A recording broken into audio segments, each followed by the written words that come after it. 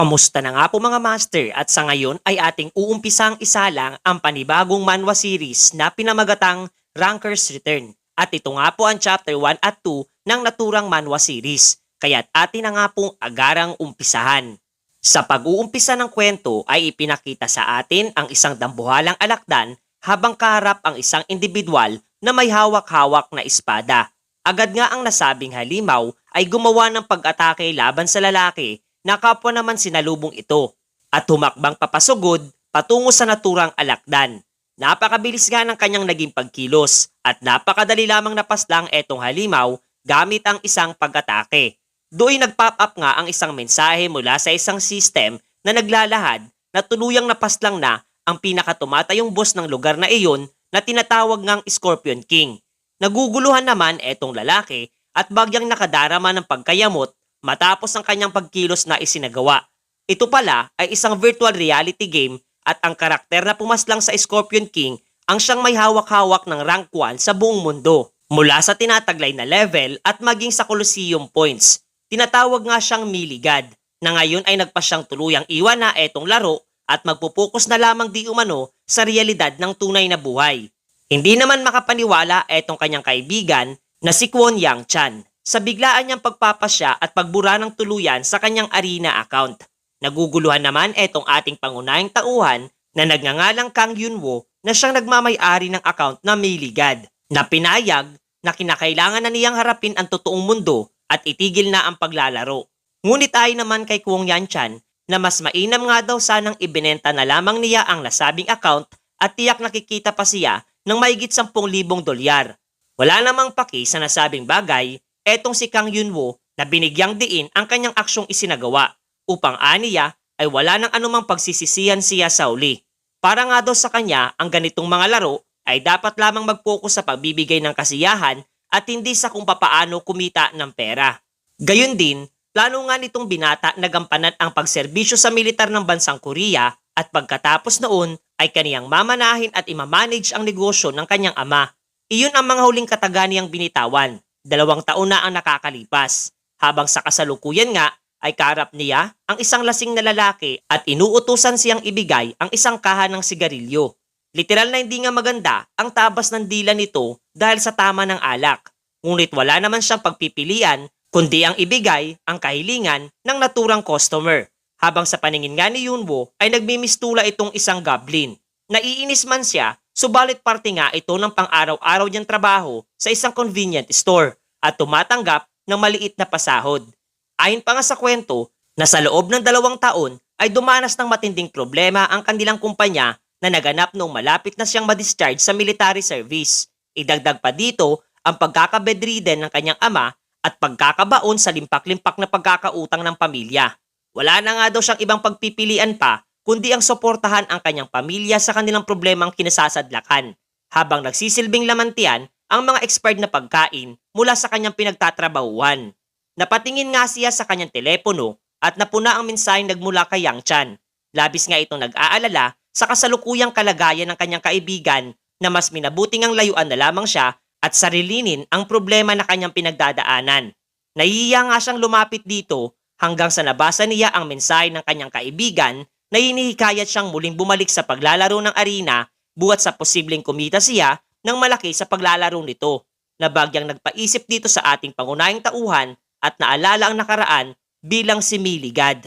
Napagpasyahan nga niyang pumunta sa isang mall at tingnan ang presyo ng cube na ginagamit para sa paglalaro nito. At likas na sinampal siya ng katotohanang napakamahal nito at hindi niya kayang bilhin. Lalo na't katumbas ito ng 3 buwan niyang sahod. Napatingin nga siya sa kanyang wallet habang nagsisisi sa kanyang naging padalos-dalos na pagpapasyang burain ang kanyang naunang account. Kasabay naman nito ay napansin siya ng isang mayabang na lalaki na bahagya siyang kinutya. Siya nga ay si Jung Hanbek na mayabang na anak ng dating kasosyo ng kanyang ama sa negosyo. Hindi nga siya makapaniwala sa klase ng pag-aasta nito sa kanyang harapan at mas minabuti na nga lamang na umalis sa nasabing lugar. Ngunit muli lamang siyang natigilan nung nabanggit nitong si Jung Hanbek na hindi ba't kasalukuyang nababaon na sa utang ang kanilang pamilya kahit papaano nga raw nakukuha nitong si Kang Yunwo na pumunta sa ganitong klase ng lugar. Literal na hindi nga niya nagugustuhan ang kagaspangan ng pag-uugali nitong tinataglay. Lalo na nung mayabang pa nitong ipinagmalaki na ang kamalasang sinapit ng kaniyang pamilya ay gawa mismo ng kanyang ama. Dagdag pa nga nito na dahil nga daw nasawa na maging isang sunod-sunuran ang kanyang ama sa tatay nitong si Yunwo.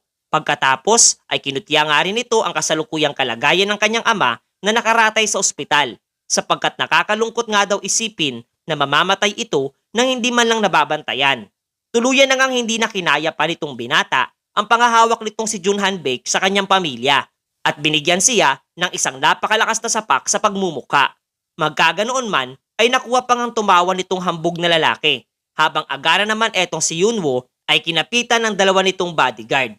Labis nga siya nagwawala sa matinding galit at nagbitaw pa ng mga katagang wawakasan niya ang buhay nitong hambog na kanyang kaharap na nagpatuloy pa ring tumatawa sa mga nangyayari.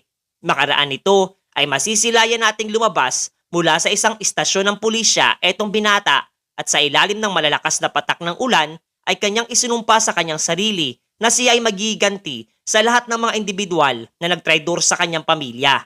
Subalit kahit nga naisin pa niya itong gawin, ay aminado naman siyang wala siyang sapat na kakayahan upang ito'y maisakatuparan. Hanggang sa kanyang narinig nga ang tungkol sa isang balita sa telebisyon na nasa kanyang tabi, hinggil sa mahigit $1,000,000 na kinita ng isang individual sa pamamagitan lamang ng pagla-livestream sa larong arena. Napahinto nga siya sa kanyang pag-e-emote at do'y agad na kinontak etong kanyang matalik na kaibigan na si Yang Chan, na ngayon nga ay nag-aalala din buhat sa kanyang biglaang pagtawag. Subalit direkta namang nawikan nitong si Kang Yunwo na plano niyang muling bumalik sa paglalaro ng arena. Ang kanyang aksyong isinagawa ay agara namang napukaw ang atensyon ng mga namamalakad o admin ng laro sapagkat muli nga doon nagbabalik etong individual na tinatawag nilang Miligad. Wala namang paki etong kanilang pinakabossing sa kung sino man aniyang Poncio Pilato ang naturang manlalaro, habang mas minabuti naman nitong isa pang babaeng naroroon na siya ang tumingin sa talento nitong nasabing individual na kasalukuyang nasa proseso pa lamang ng tutorial mode. Ginamit nga niya ang tutorial guide NPC na nagngangalang Al at literal na hindi nga siya makapaniwala buhat ng agaran nga daw itong nagtala ng panibagong highest record pagdating sa Magic Power Application Test. Gayon din ay magalang na hiniling na agad siyang dalhin sa susunod na pagsusulit na dapat niyang isagawa mga master. Pagkatapos ay ipinakita nga sa atin ang mga sandali nung nag-uusap etong dalawang magkaibigan, kung saan ay ipinahiram nga nitong si Yang Chan ang cube na magagamit ni Yunwo. Nahihiya nga ito, ngunit katulad ng isang tipikal na kaibigan ay agad itong pinakalma ni Yang Chan at buo ang suporta sa kanyang naging pagpapasya. Sa kasalukuyan naman ay ating masisilayang kumuha na ng espada etong avatar ng binata habang etong moderator ay inilahad sa kanya na isang level 10 monster ang kanyang makakalaban. Bagya namang nangangamba etong binata buhat ng matagal-tagal ng araw ang panahon nung huling beses siyang lumaban sa arena habang nasa harapan nitong isang kakaibang nilalang. Agara namang napagtanto nitong ating pangunahing tauhan na isa itong Dark Elf Warrior na pabuntong hininga nga siya at isinaad na hindi na ito masama para sa kanyang warm-up habang nabigla naman sa kanyang ginawa etong babaeng moderator sapagkat do'y mabilis na ngang kumilos etong Dark Elf patungo sa kanyang direksyon at malakas pa ngang isinaad na isang malaking pagkakamali nga daw para dito sa binata ang isara ang kanyang mga mata habang nasa gitna ng laban. Ngunit agara naman itong pinabulaanan ng ating pangunahing tauhan sa pamamagitan ng madali niyang pag-iwas sa kanyang ginawang biglaang pag-atake na maging ang babaeng administrator ay hindi nga makapaniwala na magagawang ganoon kadaling iwasan ng isang level 1 player ang ataking pinakawalan ng isang level 10 Dark Elf Warrior, kasabay ng harapan nitong komprontasyon kontra sa naturang halimaw. Maging etong ang Dark Elf ay hindi makapaniwala buhat ng alam nga nitong dihamak na mas malakas siya at mas mabilis kontra sa manlalarong kanyang kalaban. Ngunit natatanong nga niya ang kanyang sarili kung bakit mas nagiging matalim pa ang mga pag-ataking pinapakawalan nitong binata laban sa kaniya. Sa mga oras na iyon ay patuloy nga naiisip ni Kang Yunwo ang lahat ng nangyari sa kanyang buhay mula sa kanyang pamilya at ang paghahangad niya ng paghiganti laban dito kay Jung Hanbek. Kasunod noon ay tuluyan na nga nakalamang siya sa kanilang labanan nitong Dark Elf at mabilis niya itong ipinadala sa kabilang buhay. Hindi naman makapaniwala etong babaeng nag-assist sa binata habang nasa tutorial mode at nasambit nga nito sa sarili na wala pa ring kupas ang kausayan nitong tinaguri ang Miligad habang pinagpapawisan ng malamig. Doy kaniya ngang ipinahayag para sa binata na doy nagtatapos na ang tutorial mode ng arena. Gayun din, lumabas nga sa kanyang harapan ang isang matandang NPC na nagngangalang Aslan at ipinagkaloob kay Yunwo ang isang maliit na box na naglalaman ng pabuya at ito nga ay isang singsing na itinuturing na isang unique item. Masayang masaya etong binata habang etong karakter ng kanyang matalik na kaibigan na si Yang Chan ay kinamusta ang kanyang progreso sa laro. Ayon naman kay Yunwo na mayroon siyang item na pinaplanong makuha at pansamantalang kinakailangan niya ng 50 piraso ng ginto dito sa kanyang kaibigan na agad nga rin itong tinugon.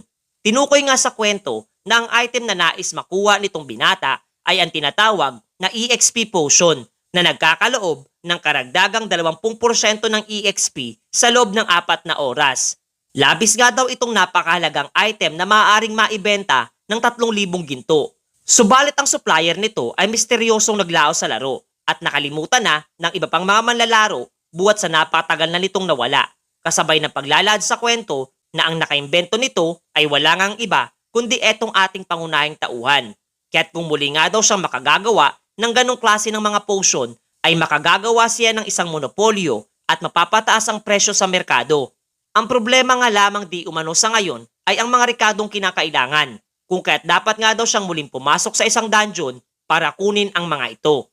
Subalit nung tahakin nga niya ang isang partikular na dungeon ay agad siyang napahinto sapagkat hindi siya pinahintulutan ng isa pang manlalarong nagbabantay sa naturang tarangkahan. Dahil itong araw ay kasalukuyang pagmamay-ari na ng tinatawag na Black Skull Guild at hindi ito isang klase ng lugar para sa isang bagito lamang. Kaniyang araw palalagpasin ang kanyang ikinilos sa pagkakataong ito kaya't dapat umalis ng araw siya sa kanyang paningin. Wala naman siyang paki sa naging pahayag nito at nagmatigas na pumasok sa loob ng nasabing dungeon. Kung kaya't agaran siyang pinahinto nitong lalaki sa pamamagitan ng paglalagay ng talim ng pagmamay-aring espada sa leeg na bahagi nitong si Yunwo, na aniya ay isang hangal na newbie. Tuluyan nang napuno etong binata sa paulit-ulit na pagsasambit nito na isa lamang siyang bagito, lalo na't ang kanyang buhay nga daw aniya ay nakasalalay sa nasabing laro. Kaya't wala siyang oras na dapat pang sayangin. Galit nga siyang naghamon ng isang duelo at ang matatalo ay buburain ng tuluyan ang karakter na tinataglay sa loob ng laro. Ang ganong klase nga ng pustaan ay isang espesyal na katangian ng laro kung kapwa nga ang dalawang panig ay magkakasundo. At dahil nga rin sa pride na tinataglay nitong lalaking kaharap ni Yunwo ay agad nga nitong tinanggap ang nasabing paghahamon at naisturuan ng leksyon, etong aniya ay hambog na bagitong manlalaro. Naganda na nga ito para sa kanilang duelo, habang ayon naman kay Yunwo ay kinakailangan lamang niya ng 5 minuto para tuluyang talunin etong kanyang katunggali na mas lalo ng gagalaiti sa kanya naging payag. Dagdag pa nga niya na huwag nga raw sanang maihi sa takot ang kanyang karap sapagkat mararanasan niya ang isang masaklap na klase ng aral sa mga oras na iyon na binaliwala lamang nitong nasabing manlalaro. At kasabay nga ang hudyat mula sa system ay agaran ng kumilos etong binata upang simulan ang kanilang duelo mga master.